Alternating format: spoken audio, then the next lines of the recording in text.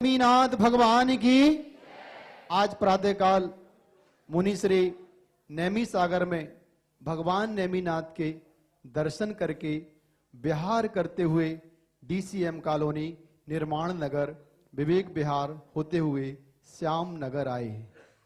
श्याम नगर आकर जब रास्ते पर मुनिश्री चल रहे थे तो पथ के दोनों ओर केसरिया केसरिया परिधान में श्रावक श्राविकाएं केसरिया परिधान में, श्रावक धवल परिधान में जो नमोस्तु नमोस्तु का नाद गुजाकर भव्य अफगानी कर रहे थे, वह दृश्य मनोरम था, सुखकारी था।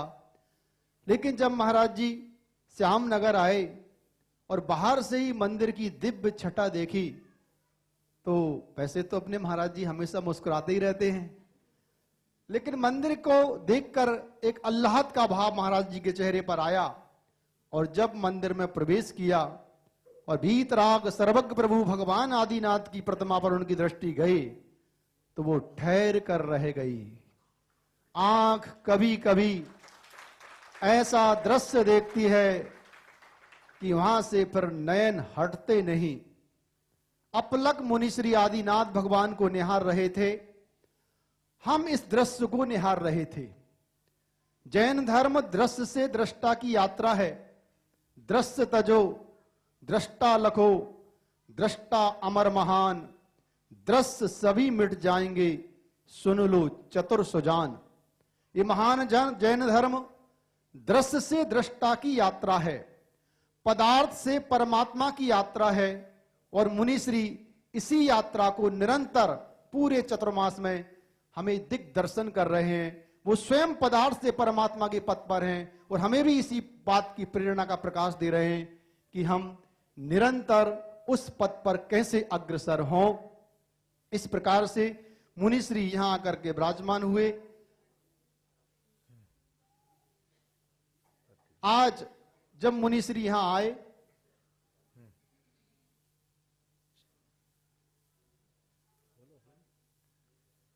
मुनिश्री यहां आए तो प्रातः काल से लेकर अभी तक कई शिकायत पत्र मुझे मिले और मैंने उसका समाधान खोजा। क्यों ना मुनिश्री के कल प्रातः काल हम सब लोग एक साथ चरण प्रक्षाल करें, वो सभी लोग गंदुदक अपने अपने घर ले जाएं, वो पूरे घर में छिड़क दें। अच्छा नहीं लग रहा आपको? ताली बजा दो। आप सब चाहते हैं कि मुनिश्री के चरण आपके घर के बाहर पड़े, आपके घर में पड़े। आपका भाव बहुत अच्छा है। आज आपने भाव किया है तो ये भाव कभी ना कभी जरूर साकार होगा, क्योंकि अंदर से निकली आवाज कभी बेकार नहीं होती। आइए जान लेते हैं वो कौन लोग हैं जो आज मुनिश्री के भावों से साकार हो रहे गुणायतन तीर्थ में अपना कंधा लगाना चाहते हैं, अपनी अनुमोदना करना चाहते हैं, अपनी प्रशंसा देना चाहते हैं। निर्माण निधि के रूप में कल की तरह हिसाब किताब एकदम बराबर है, लेफ्ट साइड और राइट साइड। एक नाम पर एक साइड के लोग ताली बजाएंगे, दूसरे नाम पर मेरे साइड के लोग ताली बजाएंगे। देखता हूं किसकी तालियों में ताकत है। श्रीमती लीला देवी, धर्म पत्नी श्री अशोक कुमार, नाम बोलने के बाद, अभी नहीं।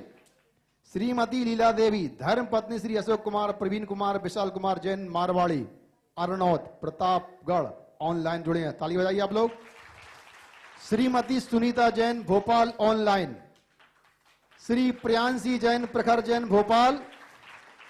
श्रीमती सरोज जैन, धर्मपति इंजीनियर सुरेश चंद जैन, भोपाल। श्री नीतीश बरिया, श्री निकित बरिया, भोपाल। श्रीमती चंदा जैन, बैरागढ़, ऑनलाइन। श्री बैनी प्रसाद सुबोध कुमार जैन, कासगंज, ऑनलाइन। चिरंजीव निगवे, धीरज धन्य कुमार, हाथ कलनगले, ऑनलाइन। श्री गुलशन राय, वीर सेन जैन, दिल्ली, ऑनलाइन। श्रीमती सुषमा जैन, धर्मपत्नी श्री आरसी जैन, जमनी पाली, ऑनलाइन। श्री सुनील कुमार, क्या बात, थक गए आप लोग। श्री सुनील कुमार, श्री निगवे, धीरज धन्य कुमार, हाथ कलनगले, online. Shri Gulshan Rai, Veer Sen Jain, Delhi, online. Shrimati Sushma Jain, Shri R C Jain, Jamnipali, online. Shri Sunil Kumar Jain, Mainpuri, online. Shri Padam Chand, Ramesh Kumar, Rajesh Kumar, Mukesh Kumar, Patni, Vivek Vihar, Jaipur. Shri Tej Kumar Tated, Shrimati Indu Jain, Janta colony Jaipur, Shri Mahavir Prasad Kotia, Chhawni Kota, Shri Motilal Bhagchand Patni, देवी नगर जयपुर। आइए जान लेते हैं कौन है आज के सूत्रधार। पापों के सूत्रधार तो हम बहुत बनते हैं, आज धर्म के सूत्रधार बनने की बारी है, और वो नाम है श्रीमती सैल जैन, धर्म पत्नी श्री रमेश चंद जैन, नोएडा। आप पधारें और आपके सम्मान के लिए परिवार सहित आ जाएं। और आपको सौभाग्य प्राप्त है कि कभी आपके घर में भी मुनि श्री के चरण पड़े थे, और आज दोपहर में आप मेरे से मिली तब आपने वो दृश्य मुझे बताया। मैं आपके सम्मान के लिए आमंत्रित कर रहा हूं श्री प्रदीप जी चूड़ीवाल, श्री चंद्र प्रकाश जी पहाड़िया, आप पधारें। और आपके सम्मान के साथ साथ श्रीमती शकुन जैन, धर्म पत्नी श्री डीसी जैन साहब जो व्रती श्रावक हैं, आए इस सम्मान समारोह में शामिल हों और आप करतल ध्वनि से इनके शुभ भावों की अनुमोदना करें।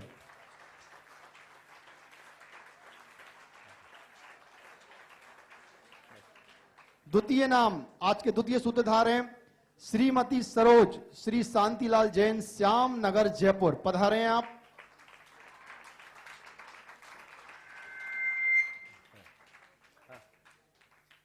आइए आपके सम्मान के लिए मैं आवाज दे रहा हूं श्रीमती डॉक्टर उषा सेठी और संजय जी गोधा, पधारे सम्मान के लिए। जब तक वो सम्मान के लिए आ रहे हैं, मैं एक दृश्य, महाराज जी कल संघ का समाधान पूर्ण हुआ, एक परिवार अलवर से भागता भागता आया, लेकिन उनके आने के पूर्व ही संघ का समाधान पूर्ण हो गया।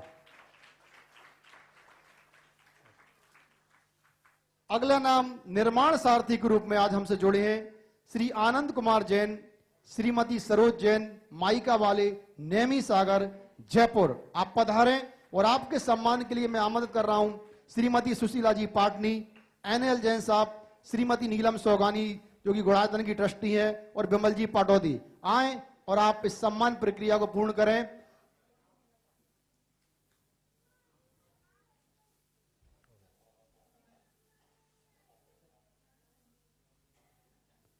तो मैं कल का वो दृश्य बता रहा था महाराज जी, आप कक्ष के अंदर चले गए और उसी समय वो अलवर का एक परिवार आया, और वो छोटे छोटे बच्चे, पूरा परिवार ऐसा भाव विभोर था, बोले हम बड़ा सपना लेकर आए थे कि रोज महाराज जी को टीवी पर सुनते हैं, आज महाराज जी के सामने बैठकर हम साक्षात संघ का समाधान सुनेंगे, लेकिन हमारे कर्म का उदय पता नहीं कैसा था कि हम समय पर नहीं पहुंच सके। मैं इतनी सी बात रेखांकित करना चाहता हूं कि उनके चेहरे पर जो भाव था, एक ऐसा ही भाव था जैसा अपनों का अपनों के प्रति होता है। जब श्रावक के अंदर साधु के प्रति ऐसी अपनत्व की भावना आने लगती है, तभी धर्म जयवंत होता है। और पूज्य प्रमाण सागर जी महाराज निरंतर अपनी चर्या और चर्चा से धर्म को जयवंत कर रहे हैं। जब बोलो संत शिरोमणि आचार्य गुरुदेव विद्यासागर जी महाराज की, परम पूज्य मुनि श्री प्रमाण सागर जी महाराज की, परम पूज्य मुनि श्री विराट सागर जी महाराज की। आज मैं पहले प्रश्न के लिए आमंत्रित कर रहा हूं जिनका हृदय कवि है, जिनका मन कवि है और जिनका भाव भी कवि है, उनकी कुछ रचनाओं को मैंने अभी पलट करके देखा है। डॉक्टर प्रभा ठाकुर जो राज्यसभा सांसद हैं, देहरी का मन आपने काव्य संग्रह की रचना की है, वह आप मुनिश्री को भेंट भी कर रही हैं। और अपने पहले प्रश्न के साथ डॉक्टर प्रभा ठाकुर, माइक देता हूं, उस साइड चले जाएं आप, माइक ले लो।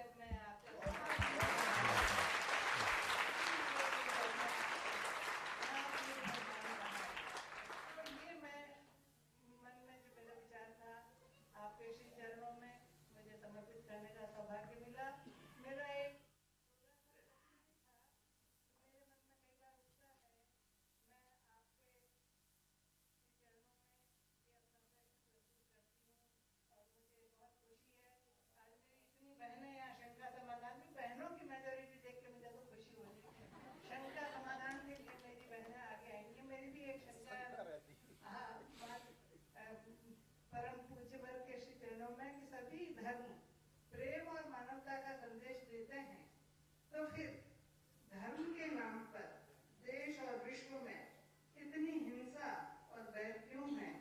जैन धर्म का इस विषय में क्या मत है, क्या आपका विचार है? मार्गदर्शन। देखिए, ये बात यथार्थ है कि सब धर्म प्रेम और मानवता का संदेश देते हैं और धर्म कभी विग्रह की बात नहीं करता, धर्म सदैव प्रेम की बात करता है। ये जो कुछ भी हो रहा है वो धर्म के कारण नहीं हो रहा है, धर्मांधता के कारण हो रहा है। और धर्मांधता उन लोगों में आती है जो धर्म को ठीक ढंग से न समझकर अपने संप्रदाय या परंपरागत ग्रहण किए हुए विश्वास को ही धर्म मान करके चलते हैं। धर्म के विषय में एक बात बहुत अच्छे तरीके से अवधारित कर लेनी चाहिए। धर्मो यो बाधते धर्म न धर्म स कुधर्म तत् धर्मा विरोध यो धर्म सधर्म सत्य विक्रम। जो धर्म दूसरे धर्म को बाधित करता वो धर्म नहीं, कुधर्म है। सच्चा धर्म वही है जो दूसरे धर्म का विरोध नहीं करता। तो ये धर्म है। जो लोग धर्म के नाम पर लड़ते हैं सच्चे अर्थों में वो धर्मी नहीं है, धर्मांध है। हमारी कोशिश होनी चाहिए हम धर्मांधता को मिटाएं और धर्म का साम्राज्य फैलाएं। श्रीमती मंजू पांड्या, श्यामनगर, जयपुर। श्रीमती सोनिया साराभाई इस बार तैयार रहेंगे। श्रीमती ललिता सलावत तैयार रहेंगे। महाराष्ट्र के चरणों में त्रैवार नमोस्तु नमोस्तु नमोस्तु। महाराष्ट्र विदेश क्षेत्र में शाश्वत पीस तीर्थंकर है, हम जानते हैं। तो क्या एक सीमंदर जी या युगमंदर जी का जब ऊर्ध्वलोकगमन होता है तो तत्काल उनकी जगह दूसरे सीमंदर युगमंदर जी आ जाते हैं? कोई ना कोई 20 विद्यमान रहते हैं। कोई ना कोई, यानी 20 के 20 हर दम नहीं रहते हैं। 20 के 20 से अधिक भी होते हैं। न्यूनतम 20 रहेंगे, न्यूनतम 20 रहेंगे, कम से कम 20, ऐसे 160 हो सकते हैं। नहीं वो हो सकते, पर जैसे एक नाम उनका वही होगा। इसके विषय में आगम में कोई स्पष्ट उल्लेख देखने को नहीं मिलता। वर्तमान में जो है उनके नाम इस तरह से प्रसिद्ध है। तो एक सीमंदर जी गए तो तत्काल वहां दूसरे सीमंदर जी मान सकते हैं, ऐसा उल्लेख नहीं मिलता। श्रीमती सोनिया सरावगी। एक ही बार नमोस्तु बोलना, हम 3 गुना कर लेंगे। नमस्ते महाराज। अपन जो अर्घ चढ़ाते हैं 3.9 करोड़ मुनियों का, वो क्यों चढ़ाते हैं और क्या भविष्य को मिला के इतने ही मुनि होंगे? नहीं, 3 कम 9 करोड़ मुनिराज की जो गणना है, 6ठे गुण स्थान से लेकर के 14वें गुण स्थान तक के सारे मुनिराजों की संख्या को समाहित करने पर यदा कदा अत्यंत विरल रूप में होती है। ये तब जब उपशम श्रेणी, छपक श्रेणी आदि की सबकी संख्याएं हो जाएगी तब। तो जब हमें पूजा ही करना है, जय ही बोलना है, तो हम उत्कृष्ट की क्यों ना बोले, इसलिए ऐसा बोलते हैं। श्रीमती ललिता सलावत। आगे तैयार रहेंगे। श्री ममता पांड्या, सबलावत। नमोस्तु महाराष्ट्री। एक धार्मिक प्रकृति का आदमी होता है, वो दान पुण्य सब कुछ करता है, लेकिन उसका व्यवहार बहुत अच्छा नहीं होता। और एक व्यवहारिक प्रकृति का आदमी होता है, वो धर्म पूजा पाठ तो नहीं करता, पर उसका व्यवहार बहुत अच्छा होता है। वो हमेशा किसी के लिए हमेशा अच्छा करने का सोचता है। तो इन दोनों में किसका ज्यादा महत्व है, कि मुझे मार्गदर्शन बताएं। देखिए, दोनों का अपना अपना महत्व है। किसका ज्यादा किसका कम मैं बाद में बात करूंगा। जो व्यक्ति दान पूजा आदि की क्रियाएं करता है, धार्मिक क्रियाएं करता है, उसकी ये क्रियाएं सराहनीय है। लेकिन इन क्रियाओं को करते हुए भी यदि वो अपने अंदर के भावों को ठीक नहीं करता, अपने व्यवहार में शालीनता नहीं लाता, यानी अपने भाव और बर्ताव को नहीं सुधारता, तो ये उसकी दुर्बलता है। ऐसा करने से दान पूजा की क्रियाएं निरर्थक नहीं है। उसे चाहिए कि जैसी वो क्रिया कर रहा है अपने जीवन की प्रक्रिया भी वैसी बनाए। दूसरी बात, जो लोग अपने व्यवहार में विनम्रता, शालीनता या संयम रखे हुए हैं, निश्चित उनकी यह प्रवृत्ति सराहनीय है। लेकिन उन्हें ये भी समझना चाहिए कि केवल प्रकृति से भद्र होने से काम नहीं चलेगा, अन्य चीजें भी हैं जो हमारे जीवन के लिए बहुत आवश्यक है। हमारी प्रकृति का संबंध दान और संग्रह के साथ जुड़ा हुआ है। यदि आपने संग्रहित किया है तो दान भी कीजिए। केवल अच्छा व्यवहार रखने से जीवन अच्छा नहीं बनता, अच्छा कार्य करने से जीवन अच्छा बनता है। तो हमें अच्छा व्यवहार करें, ये अच्छी बात है, लेकिन अपने समय, अपनी शक्ति और अपनी संसाधनों का अच्छा उपयोग करके अच्छा कार्य करना भी हम शुरू करें। जब अच्छा कार्य करेंगे तो जीवन अच्छा बनेगा। इसलिए जो लोग ये सोचते हैं या ऐसा कुछ लोग कहते हैं कि भैया, जो लोग ऐसा कहते हैं कि भाव अच्छे रखो, व्यवहार अच्छे रखो, पूजा पाठ करने से क्या फायदा, दान धर्म करने से क्या फायदा, वो उनका एकांगी चिंतन है। दान धर्म करने से तुम्हारा भाव व्यवहार और अच्छा होगा, तो अगली सीढ़ी भी चढ़ो और जीवन को आगे बढ़ाओ। श्रीमती ममता पांड्या, श्रीमती दीवाली गोधा। नमस्ते गुरु। आज की पीढ़ी का सवाल है कि अगर अपन जैनी एक चींटी को भी मारते हैं तो हमें बहुत पाप लगता है, तो पूरे वर्ल्ड में जो अदर कास्ट के लोग हैं जो नॉनवेज खाते हैं, तो क्या वो नरकगामी जीव है? क्या जैनी ही सिर्फ स्वर्ग जाएंगे? देखो, मैं ये नहीं कहता कि जैनी ही स्वर्ग जाएंगे, पर यह तय है कि हिंसा का कृत्य बुरा है। नरक और स्वर्ग की बात जाने दो। जो लोग क्रूर हैं, हिंसक प्रवृत्ति के, उनसे पूछ कर देखो, क्या वो हिंसा को अच्छा मानते हैं? जो जानवरों को मार के खाते, यदि उनके घर में पलने वाले कुत्ते को कोई मारे तो उनको दर्द होता है कि नहीं होता है? बोलो, क्यों हो रहा है? वो इस चीज को समझ रहे कि हिंसा की क्रिया, क्रूरता की क्रिया अच्छी नहीं है, और इस क्रूरता के परिणाम स्वरूप नरक मिलेगा नहीं मिलेगा ये बात की बात है। क्रूरता को अपनाते समय जीवन तो नरक बन ही जाता है। और यदि कोई दया का भाव मन में लाता है तो हृदय में सात्विकता की अभिव्यक्ति होती है।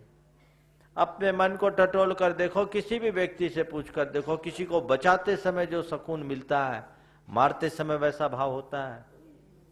मारने वाला अंदर से कहीं ना कहीं उसकी चेतना में सूक्ष्म भाव आता है कि मैंने गलत किया। ये बात अलग है कि उसके संस्कार इतने प्रबल हो जाते हैं कि वो अपने अंतर मन की बात को दबा बैठता है। लेकिन क्रूर से क्रूर प्राणी भी कहीं ना कहीं करुणाशील होता है। एक बिल्ली अपने जिस मुख में चूहे को पकड़ती है, उसी मुख से अपने बच्चे को भी उठा करके एक स्थान से दूसरे स्थान पर ले जाती है।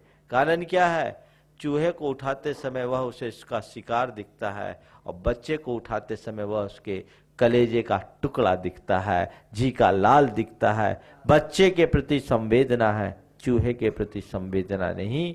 हृदय में संवेदना बढ़नी चाहिए, और जो मनुष्य जितना संवेदनशील होता है वह उतना ही सक होता है। जैन धर्म में जियो और जीने दो का संदेश हमें जन्म घुट्टी में सिखाया जाता है। हमारे हृदय को संवेदना से भरा जाता है, और यही संवेदनशीलता हमारे जीवनोत्कर्ष का आधार बनती है। निश्चित जो संवेदन शून्य व्यक्ति होते हैं, जो गलत रास्ते को अंगीकार करके चलते हैं, जिनके जीवन में हिंसा और क्रूरता होती है, उनका पतन सुनिश्चित है। आज हो या कल नरक जाएंगे या न जाएंगे, जीवन तो नरक बन ही चुका है। श्रीमती दीपाली गोधा। आगे तैयार रहेंगे श्री विमल कुमार जी पाटौदी।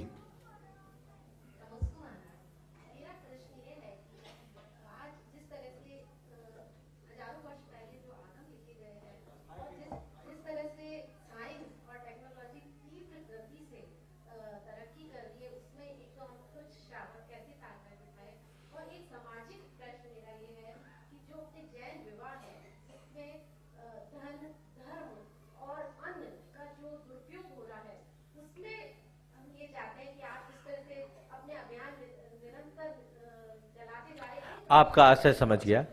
आपने दोनों महत्वपूर्ण बातों की ओर ध्यान आकृष्ट किया है। सबसे पहली बात, जहां तक टेक्नोलॉजी की बात है, टेक्नोलॉजी धर्म में कभी बाधक नहीं हुआ, और ये टेक्नोलॉजी तो आज डेवलप हुई। हम अगर अपने पुराने ग्रंथों को उठा करके देखें तो आज से भी एडवांस टेक्नोलॉजी पुराने समय में थी। पद्म पुराण में ऐसा प्रसंग आता है कि एक नल कुबर नाम के राजा ने अपने किले के चारों तरफ ऐसे यंत्र स्थापित कर लिए थे जो रडार की तरह दूसरों को, विमानों को अपनी ओर आकृष्ट कर लेता था, खींच लेता था। टेक्नोलॉजी का उपयोग हर युग में, हर समय में, हर देश में, हर काल में किया जाता रहा है।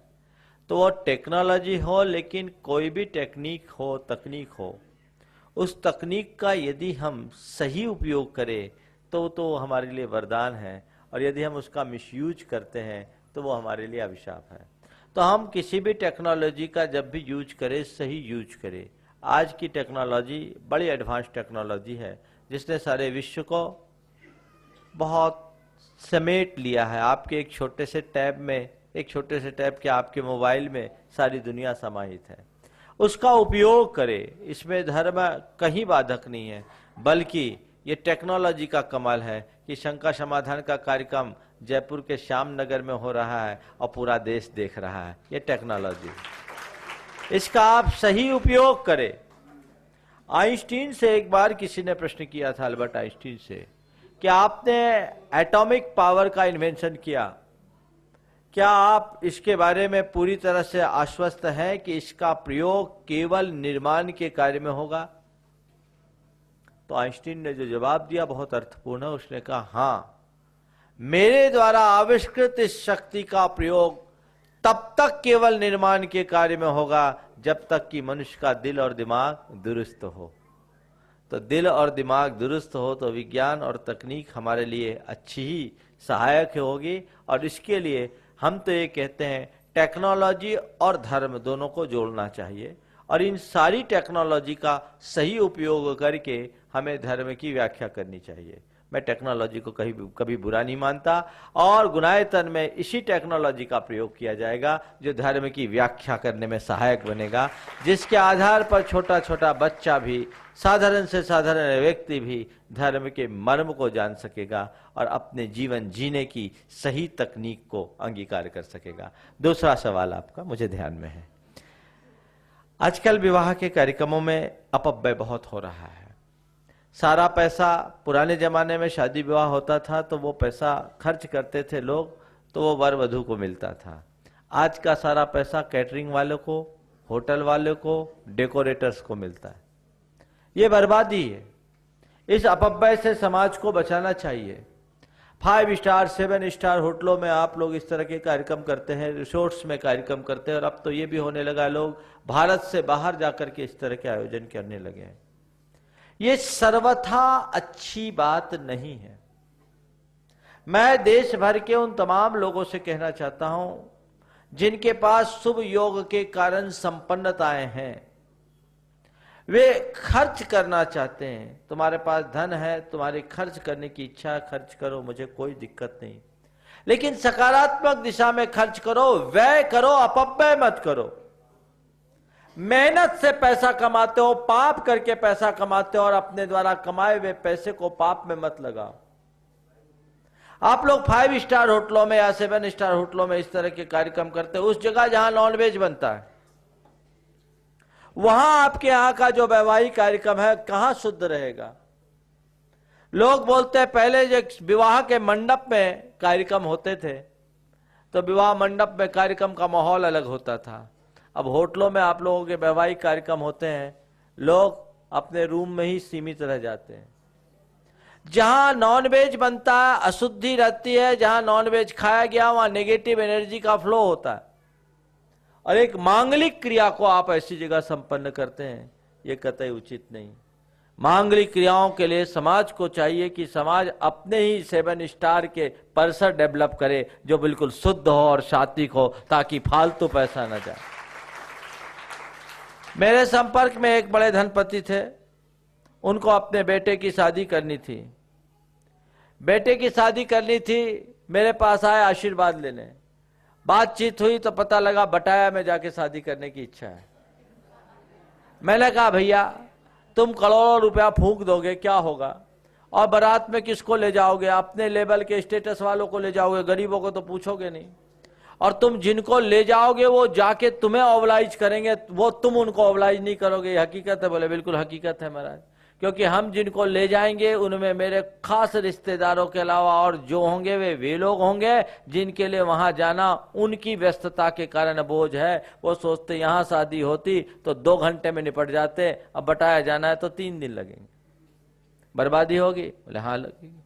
हम बोले उतना पैसा खर्च करने की जगह तुम एक काम करो, अपने देश में अपने बेटे का विवाह करो, और मान लीजिए तुम्हें 10,000 का खर्च करना है तो तुम ऐसा काम करो कि समाज की लड़कियों को बुलाओ और अपने एक किसी तीर्थ क्षेत्र में अपने बेटे का संबंध करो और 100 लड़की का कन्यादान उस मंडप में एक साथ करो और वही सुविधाएं दो। पूरे देश भर का मीडिया उसको कवर करेगा। हर लड़की के कन्यादान में 1-1 लाख रुपया, 2-2 लाख रुपया जो तुम्हें देना है दो। ये सकारात्मक उपयोग नहीं। अपने बेटे के नाम पर आप ऐसा निर्माण करा दो कि उस विवाह के निमित्त लोग यादगार बना ले। करोड़ों करोड़ रुपया लोग इसे कार्यों में फूंक देते हैं। यदि उस रुपयों का प्रयोग करके कुछ ना करे, लोग एक पहल करें कि हम जिस शहर में रहते उसी शहर में एक कोई बड़ा परिसर विकसित करें और मांगलिक भवन 7 स्टार मांगलिक भवन बना दे एकदम शुद्ध सात्विक, ताकि सब लोग कर सके, उसका नाम अमर हो जाए। आप खर्च करो तो सही दिशा में करो। ये फैशन बन गया, एक आदमी ने किया तो दूसरा भी करेगा, दूसरा ने किया तो तीसरा भी करेगा। पैसे का अपव्यय भारत जैसे देश के लिए उचित नहीं है और जैन परंपरा के लिए तो ये कतई उचित नहीं है। मुझे तब बहुत प्रसन्नता होगी जब मुझसे जुड़ा हुआ कोई बड़ा आदमी, संपन्न आदमी अपने बेटे की संबंध में या अपनी बेटी की शादी में ऐसा कोई पहल करेगा और देश में एक उदाहरण बने। ऐसी पहल करो, देखो तुम्हारा कितना नाम होता है। और एक बात बताऊं, तुम लोग जितने इस तरह के कार्यक्रम करते हो, खर्चा करते हो, उसके बाद पाते क्या हो? प्रशंसा की आलोचना। ईमानदारी से बोलना क्या होता है मालूम? आँख की शादी में आँख कमी है, बाकी अठबा बढ़िया ही। यही होता है ना, क्यों? यही होता है। तुलना करते हैं लोग, उनके यहाँ इतना आइटम था, इनके यहाँ इतना आइटम। ये सब क्या है? ये वैभव के प्रदर्शन से प्रतिष्ठा नहीं मिलती, व्यक्तित्व के निखार से प्रतिष्ठा मिलती है। अपने व्यक्तित्व को निखारो, अच्छे कार्य की शुरुआत करो और ये प्रयास होना चाहिए। जयपुर में मैंने सोचा था इस मुद्दे को छूना, लेकिन भट्टारक की नशिया में मैं इतना व्यस्त रहा और यहाँ के लोगों का व्यक्तिगत रूप से मेरे पास आने का नंबर ही नहीं लग पाया। मुझसे कई लोगों ने शिकायत किया, महाराज भट्टारक की नशिया में जाते आपके पास ऐसे भीड़ कि घंटों खड़े रह जाए, नंबर ही नहीं लगे। चलो कोई बात नहीं, आप लोग मेरे पास नहीं आए, हम अब आपके पास आ गए। अब शुरुआत होनी चाहिए और इस पूरे के पूरे परिभ्रमण में एक माहौल बनना चाहिए। जयपुर बहुत बदनाम है शादी ब्याह के नाम पे। गलत बोल रहा हूं? सही बोल रहा हूं? एक बार तालियां बजा दो। वो बदनामी खत्म करिए, इस कलंक को धोने की जिम्मेदारी आपकी। हालांकि सब जयपुर के लोग ऐसा करते होंगे, ऐसी बात नहीं है, 2-4 करते हैं पर चर्चा ज्यादा हो जाती है। इसको सुधारिए और मजा तब आएगा जब जयपुर से ही एक संदेश पूरे देश में जाएगा कि विवाह शादी का रचनात्मक रूप ये हो सकता है, सकारात्मक रूप ये हो सकता है, समाज के लिए, धर्म के लिए, हमारे आने वाली पीढ़ियों के लिए एक अच्छा संदेश बन सकता है। यदि ऐसा होता है तो वो बहुत अच्छा होगा। श्री विमल जी पाटोदी घोड़ायतन के संरक्षक हैं, आप पधारें। उसके बाद तैयार रहेंगी श्रीमती शकुन जैन। माइक पास में करें।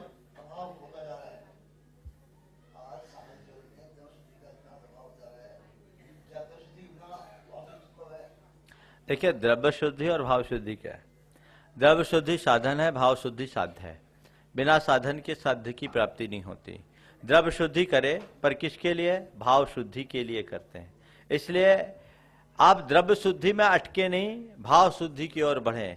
कुछ लोग ऐसे होते हैं जो द्रव्य शुद्धि में ही पकड़ करके बैठ जाते हैं और कुछ लोग ऐसे होते हैं जो भाव शुद्धि की दुहाई देते हुए द्रव्य शुद्धि का ध्यान ही नहीं रखते। ये ठीक नहीं है, तालमेल बनाकर चलिए आगे। श्रीमती शकुन जैन और आगे तैयार रहेंगे श्रीमती सुगंधा पांड्या, श्रीमती सूर्यकला भंडारी। शीघ्रता।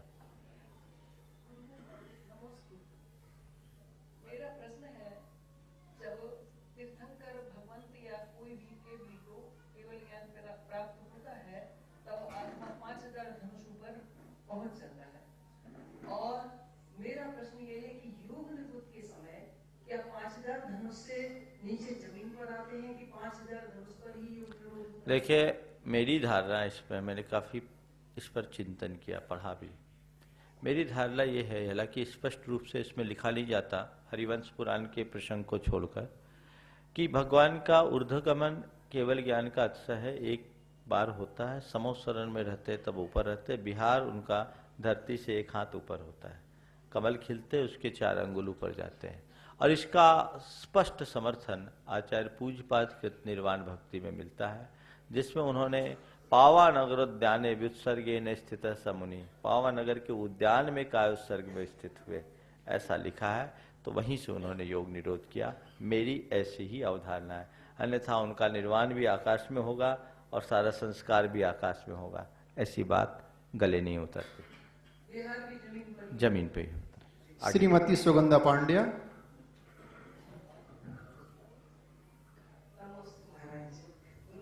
मेरा प्रश्न है कि तीर्थंकर की माता नारी होती है, पिता के पहले मोक्ष जाने का पुण्य प्राप्त करती है, फिर भी नारी को ही क्यों हे दृष्टि से देखा जाता है? हर दोष की भांति नारी ही क्यों होती है? देखिए, नारी को हे दृष्टि से कौन देखता है, पहले ये देखो। और नारी को हे कौन बनाता है? बोलो बोलो, जोर से बोलो। तो आज नारी की दुश्मन बनी हुई है। ऐसे नारी सुधर जाए तो नारी के प्रति लोक अवधारणा अपने आप बदल जाएगी। ये पहल आप लोगों को अपने भीतर करनी है। भारत की संस्कृति में नारी को जो सम्मान दिया, वो सम्मान पुरुष को नहीं दिया गया। देखिए, हमारे यहाँ मातृशक्ति की कितनी पूजा है।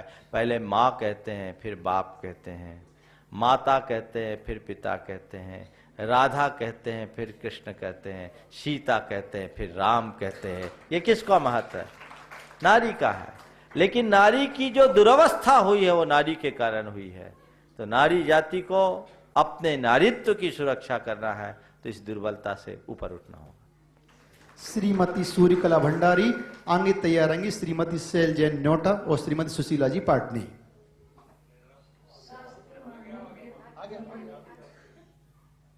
गुरुदेव को कोटि कोटि नमन।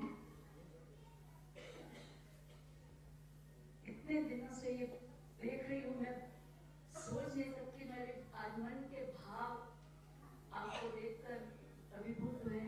गुरुदेव, मेरे मन में एक प्रश्न है कि इंसान न पाप करता है न पुण्य करता, बल्कि वही करता है जो उसे करना पड़ता है। दृष्टिकोण की विषमता का ही दूसरा नाम पाप है।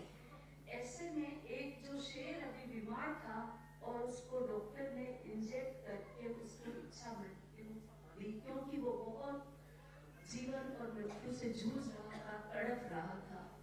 ऐसे में उस डॉक्टर को जीव हिंसा का पाप लगेगा या उसका कर्तव्य के निर्वहन की पूर्णाहुति मानेंगे? ये कब की घटना है? हाँ, चूंकि मैं अखबार देखता नहीं इसलिए मुझे मालूम नहीं है। क्या हुआ है? कोई मरनासन शेर को देखिए ऐसा। हाँ, मालपुरा, यहीं भालू को, भालू था। देखिए काफी दिनों से बीमार था। देखिए, धर्म की दृष्टि से प्राणों का विघात करना हिंसा है, और हमारा धर्म हमें रक्षा की बात सिखाता है, हत्या की बात नहीं। तो यदि मरने के लिए इंजेक्शन दिया है तो मारने में निमित्त बना है। धर्म की दृष्टि से वो हिंसा का भागी है। धर्मशास्त्र इसमें सहमति नहीं देते। हमारा धर्म हमें ये कहता है कि मरते तक उसको, अंतिम समय तक उसकी सेवा करो, उसकी आत्मा को संबोधो, उसकी सहन शक्ति को जगाओ, उसके लिए मंगल भावना भाव। पर मारने जैसा कृत्य करना तो एक प्रकार से हिंसा है। एक श्वास का भी आपने घात किया है तो वो हिंसा है। आगे श्रीमती शैल जैन नोएडा। परम मुनि श्री जी के चरणों में मेरे महाराज जी, वैसे तो हर प्रश्न का उत्तर आपके इस शंका समाधान में मिल ही जाता है, लेकिन बहुत दिन से मेरे मन में एक सवाल होता है कि आजकल समाज में छोटी छोटी बच्चियों के साथ दुर्व्यवहार होता है, बच्चों के साथ उठा लिए जाते हैं, उनका किडनैप हो जाता है, उनको विकलांग करके भीख मंगवाई जाती है, छोटी बच्चियों को मार दिया जाता है। तो महाराज जी, उनको बच्चों को क्या पता कि ये मेरे पहले कर्मों का भोग है, वो तो अबोध बालक होते हैं। क्या इसी जन्म में हमारे कर्मों का फल नहीं मिल सकता? तो अपराध कम नहीं हो जाएंगे महाराज जी? तो इस जन्म में क्यों नहीं मिलता? देखिए, ऐसा है, कर्म का फल इस जन्म में भी मिलता है और भवांतर में तो मिलता ही है। सबसे पहले ऐसी घटनाएं आजकल क्यों बढ़ रही है? ये वातावरण का प्रभाव है। हमें वातावरण को सुधारना चाहिए। हमारे जीवन का जो पुण्य पाप है वह केवल हमारे अतीत के बंधे हुए कर्मों के निमित्त से उसी प्रभाव में आता है, ऐसा अनिवार्य नहीं। जैन कर्म सिद्धांत कहता है कि कर्म अपना फल द्रव्य क्षेत्र काल भाव के अनुसार देता है, यानी जैसा माहौल होता है कर्म का फल वैसा होता है। आज का माहौल एकदम उल्टा पुल्टा हो गया है और ऐसे माहौल में लोग इस तरह की प्रवृत्तियां करने लगे हैं। अब रहा सवाल, जो लोग इस तरह की हरकतें करते हैं उनको इसका दंड क्यों नहीं मिलता? मिलता है, कुछ को आगे कुछ को पीछे। आपने पूछा इसी जन्म का इसी जन्म में फल नहीं मिलता, मिलता है। अगर आपको देखना है, 3 उदाहरण देख रहा हूँ। सद्दाम हुसैन को देख लो, बिन लादेन को देख लो और बीरप्पन को देख लो। अपने इस जीवन में उसने फल भोगा कि नहीं भोगा? उनका कितना दुर्दांत अंत हुआ होगा, और ये जितने दिनों रहे हैं उनकी जिंदगी कैसी रही? बीरप्पन ने इतनी हिंसा की, हत्या की, लेकिन जंगलों में रहा किस तरीके से रहा? निराकुलता पूर्वक रहा। ध्यान रखो, कभी निश्चिंत नहीं होने देता और धर्मी कभी शंकालु नहीं बनता। उसके हृदय में हमेशा श्रद्धा बनी रहती है। इसलिए एक चीज ध्यान रखना, सदगति और दुर्गति हमारे द्वारा किए गए अच्छे बुरे कर्म का पारंपरिक फल है, लेकिन शंका और निश्चिंतता हमारे द्वारा किए गए बुरे और अच्छे फल का प्रत्यक्ष परिणाम है। बुरा कार्य करते ही मन में शंका आती है, खटका आता है, और अच्छा कार्य करते ही संतुष्टि आती है, निश्चिंतता। धर्म श्राविका श्रीमती सुशीला जी पाटनी। मेरी शंका है कि आज घर घर में बच्चों का डिवोर्स होता है, तो महाराज जी इसमें बच्चे का दोष होता है या माँ का दोष होता है, या इसका फिर कोई प्रायश्चित कीजिए? कितने लोग ये घर घर में होता जा रहा है? देखिए, बड़ा क्रूर कृत्य है एबॉर्शन। तो मैं कहता हूं एक बच्चे की हत्या नहीं, मातृत्व की हत्या, मातृत्व की हत्या। अगर एक बच्चे को थोड़ी सी भी तकलीफ होती है तो बच्चा भागकर सीधे मां के आंचल में आता है, और जब बच्चे को डीएनसी और अन्य इस तरह की पद्धतियों के माध्यम से मारने का प्रयास किया जाता है, वो बच्चा बचने की कोशिश करता है, पर क्या करे? यदि वो बच्चा जन्म ले लिया होता तो निश्चित माँ के आंचल में आता और निश्चिंत हो जाता, पर अब क्या करे? जब माँ खुद उसकी हत्यारिन बनकर उसे मारने पर आ तुली है तो कौन बचा सकता है? ये घोर हिंसा है, क्रूर हिंसा है। ये मातृत्व की हत्या, वंश की हत्या है, दया की हत्या है, करुणा की हत्या है, धर्म की हत्या है। ऐसे कृत्य को जीवन में कभी नहीं करना चाहिए, सपने में भी नहीं सोचना चाहिए। इससे अपने आप को बचाना चाहिए। क्या पता तुम्हारे पेट में रहने वाला वो बच्चा भविष्य में क्या बन जाए। मैं 2 उदाहरण देता हूं। सन 1992 की बात, एक इंजीनियर दंपति मेरे पास आए। उन्होंने कहा, महाराज जी हमने एबॉर्शन करा लिया, शादी के 1 महीने बाद बच्चा आ गया। हम लोगों ने बच्चा प्लान नहीं किया था, अब तो लोग बच्चा भी प्लान करके करना चाहते हैं, बड़े विचित्र हाल है। और महाराज जी आ गया बच्चा तो हमने उसको एबॉर्शन करा लिया। महाराज जी 12 वर्ष हो गए, उसके बाद से हमारी कोखी छिन गई, अब रोती है, बच्चा नहीं। हम बोले प्रकृति ने तुम्हें बच्चा दिया, तुमने उसे असमय में मार दिया, अब क्या करोगे? बच्चा तो तुम खा गए। और एक दूसरा, एक के ने अल्ट्रासाउंड कराया तो उसमें उनको बेटी बता दिया। 2 बेटियां पहले से थी, और बेटी बताने के बाद पहले तो मन में आया कि एबॉर्शन करा लूं, लेकिन उसकी माँ अड़ गई माने का जो हो, बेटी भी हमारे घर की लक्ष्मी, 2 है वैसी तीसरी पलेगी, हम ये हत्या का कार्य अपने घर में नहीं करने देंगे। माँ के आग्रह के बाद उनने अपना प्रस्ताव बदल दिया और संयोग से जब बच्चा जन्मा तो बेटा हो गया। कौन हो सकता है कौन जाने, और बेटी और बेटे का फर्क खत्म करना चाहिए। इतनी पढ़ी लिखी पीढ़ी होने के बाद भी बेटी और बेटे में फर्क करना अच्छी बात नहीं है। आप जो भी संतान प्रकृति से प्राप्त हो उसे स्वीकार करिए, उसका रक्षण करिए, उसे पाले पोषे, कभी इस तरह के अवर्षण जैसे कृत्य की कल्पना भी न करे, और जीवन में कभी किया हो, कराया हो या करने वालों की अनुमोदना की हो तो उसका निश्चित रूप से प्रायश्चित करो। जब तक प्रायश्चित नहीं तब तक सच्चे अर्थों में वे दान और पूजा के भी अधिकारी नहीं है, क्योंकि वो सूतक ग्रस्त है। प्रायश्चित लेना ही चाहिए। आगे। आप सब लोगों से निवेदन है कि आप प्रामाणिक ऐप अवश्य एंड्रॉयड पर डाउनलोड करें, और आज मुझे गुंजाइश नहीं दिख रही है कि प्रामाणिक ऐप के प्रश्न लूं। मैं आवाज श्री रमेश चंद जी जैन, और आगे तैयार रहेंगे श्री संतोष जी बाकलीवार नेमी सागर। चलो पुरुषों का भी नंबर आने दो। हाँ, मैंने थोड़ा का बैलेंस कर दूं।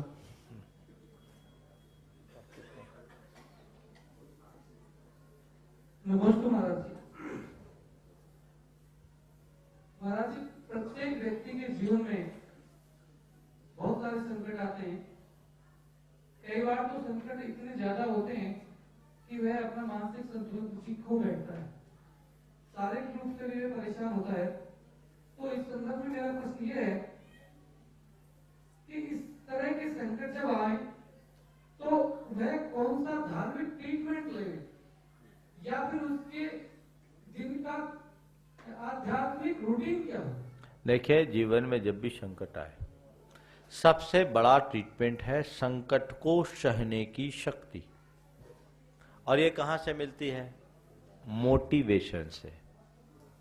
ऐसे घड़ी में यदि किसी संत के पास, किसी सत्पुरुष के पास जाए और व्यक्ति उनसे अपनी बात कहकर मार्गदर्शन पाए तो संकटापन्न स्थिति में भी वह विचलित नहीं होता। तो सबसे पहला ट्रीटमेंट है मोटिवेशन देकर संकट को सहन करने की सामर्थ्य विकसित करना। दूसरी बात, समझ विकसित करना। समझ विकसित करने का मतलब ये समझना कि ये संसार है और संसार में मुसीबतें, उलझने अच्छे अच्छे लोगों के जीवन में भी आती है। श्री राम और श्री कृष्ण जैसे महापुरुष, आदिनाथ और पार्श्वनाथ जैसे तीर्थंकर भी इससे नहीं बच पाए तो मैं कौन हूँ। ये जीवन का एक भाग है, ये जीवन का एक पार्ट है जिसे सबको स्वीकार करना होगा। तो सहन शक्ति, समझ शक्ति, ये दोनों यदि व्यक्ति के हृदय में विकसित हो गई तो उसकी क्षमता भी बढ़ेगी और अपनी समस्या का निवारण करने में भी समर्थ हो सकेगा। श्री प्रदीप जी चूड़ीवाल।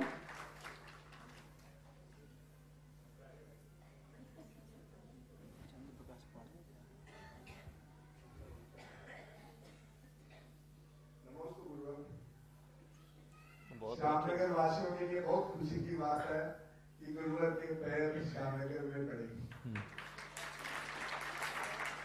बहुत दिनों से सबको इंतजार था, डेट एक्सटेंड होते जा रही थी, अंततः आज। अब प्रश्न तो पूछ लो आप कि प्रश्न ही भूल गए खुशी में। चलो बढ़िया, बहुत लोग लाइन में लगे, आन दो। श्री चंद्र प्रकाश जी पहाड़िया, शीघ्रता से खड़े हो जाएं। आज बहुत है भी, देख रहे हो पीछे। मैं तो पहले ही नंबर भाग जाऊंगा यहाँ से। गुरुवर के चरणों में सादर नमस्ते। मेरी सरकार गुरुवर कोई धर्म से रिलेटेड नहीं है, हाँ, दैनिक जीवन से संबंधित है। हाँ, बहुत छोटे छोटे क्वेश्चन है दो।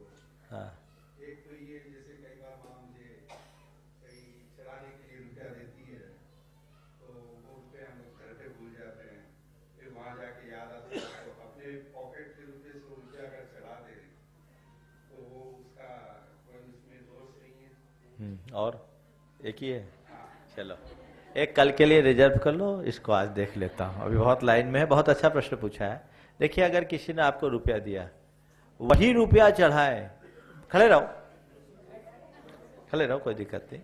वही रुपया चढ़ाए, ऐसी कोई बाध्यता नहीं है। अभी मेरे पास एक किताब आई है, बैंकों का माया जाल। अभी मैंने थोड़ा ही पढ़ा है। अब वो किताब तो पढ़ ले तो एक बहुत बड़ी क्रांति खड़ी होगी। रुपया कुछ नहीं, रसीद है, रसीद है, और उसमें लिखा ही है, मैं धारक को 100 रुपया ग्रहण करने का वचन देता हूं। ये रसीद है। तो आपने वो रुपया दूसरा भी दिया तो कोई दोष नहीं है, लेकिन हाँ, आज माँ ने दिया और आपने कल चढ़ाया तो दोष है। दिया आज तो आज के आज चढ़ाओ, क्योंकि उसने दान दिया। दान को जितनी जल्दी आगे बढ़ा सको बढ़ा देना चाहिए, और अगर लेट हो तो ब्याज लगा देना चाहिए उसमें। हाँ हाँ, कोई दिक्कत नहीं, वो एक्सचेंज हो। श्री संतोष जी बाकलीवाल नेमी सागर, श्रीमती करण पांड्या, जल्दी सीखदास निकल के आए। आगे तैयार रहेंगे श्रीमती राजमती पाटनी, श्रीमती चंदा सेठी, श्रीमती शैल जैन नोएडा। ये तो हो गया। श्रीमती आस्था जैन। मेरा प्रश्न है, दो इंद्र भगवान के चरणों में नमन करते हैं, उनमें एक इंद्र शेर के नाम से जाना जाता है, तो हिंसक प्राणी का नाम इंद्र हो सकता है? हिंसक प्राणी जब अहिंसक बन जाता है तब इंद्र बन जाता है, समझ गए? तो हाँ, शेर है। शेर भगवान के समो शरण में आने वाला शेर भी बहुत सीधा हो जाता है। चलिए,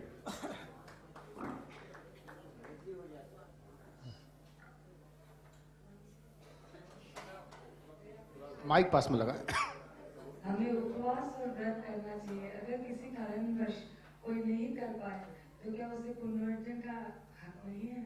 दूसरे उपवास करो, उनकी सेवा करो, उसकी अनुमोदना करो, तुम्हें भी पुण्यार्जन हो जाएगा और उपवास करने की अनुकूलता आ जाएगी। हाँ, महर्षि कोटा की ओर का पदार्पण करेंगे। मैं कोटा से आई हूँ। भावना भाव, जब तुम्हारा कोटा खुलेगा। श्रीमती सरोज जैन, आगे तैयार रहें। श्रीमती चंदा शेट्टी, श्रीमती आस्था जैन। वो क्रम से आपको आते हैं, इनके नाम है। जल्दी जल्दी आ जाओ, टाइम कम है। अब बिना नाम के आ जाओ, जो बचे। ये है, मैंने पूर्वी देशों में बहुत यात्रा की, पर वहाँ जहाँ देखो चाइनीज, तिब्बत, भूटान, नेपाल, सभी में बुद्धिज्म धर्म व्यापक फैला हुआ है, जबकि दोनों धर्म समकालीन है, जैन धर्म भी और बुद्धिज्म भी। उसकी क्या वजह है? देखिए, इसके कई कारण हैं। भारत से बाहर जैन धर्म के प्रवर्तकों का न जाना एक बड़ा कारण है। दूसरी बात, जैन साधना, जैन चर्या कुछ ऐसी रही जो इस तरह के क्षेत्रों में नहीं हो पाया। बुद्धिज्म भारत से बाहर ज़्यादा फैला। भारत में तो बुद्धिज्म लगभग समाप्त प्राय ऐसा हो गया था। नौ बौद्धों के दीक्षित होने के बाद बौद्ध धर्म का फिर से प्रवर्तन हुआ, तो ये एक कारण हुआ। बीच के कालों में राजाश्रय की भी कमी रही, ये भी जैन धर्म के सर्वव्यापी न बनने का एक कारण रहा। भारत के इतिहास को हम पलट करके देखते हैं तो एक समय में भारत में जैन धर्म के अनुयायियों की संख्या बहुत ज़्यादा थी। भारत के बहुसंख्यक लोग जैन धर्म के अनुपालक थे। ये दुर्भाग्य है कि आज जैनियों को अल्पसंख्यक का दर्जा लेना पड़ा है। हम समय की बलिहारी ही से कहेंगे। नेक्स्ट खड़े होते जाए, अपने नाम बोलते जाए, प्रश्न पूछते जाएं। हाँ, देव। मेरा प्रश्न है एक प्यार मंदिर के संबंध में। वो यहाँ का प्रश्न नहीं है, चलो आगे बढ़ो। नमस्ते महाराष्ट्री। महाराष्ट्री, मेरा प्रश्न है, मैं इस प्रश्न के लिए खुद को ऐसे समझ रही हूँ कि पूछूं कि नहीं पूछूं। मुनिश्री में 28 मूल गुण बताए गए हैं, लेकिन कई बार मुनि महाराज में हमें जैसे मेन मूल गुण देखने को नहीं मिलते हैं, फिर भी समाज में रहते हैं उनके आहार चर्या वगैरह सब में शामिल होना पड़ता है। महाराष्ट्री श्रद्धा नहीं करती है, मन भी थोड़ा कम करता है। अब इसको आप कैसे कहें? आचार्य से एक शब्द का प्रयोग करते हैं, आंखें खुली रखो, श्रद्धा को ठीक बनाए रखो और व्यवहार कुशलता से अपना काम चला लो।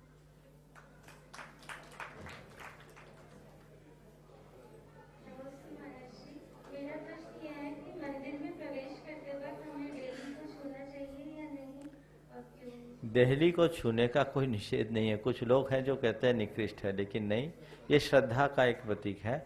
हमारे 9 देवताओं में मंदिर भी एक देवता है, उसे प्रणाम करने में हानि नहीं। आगे।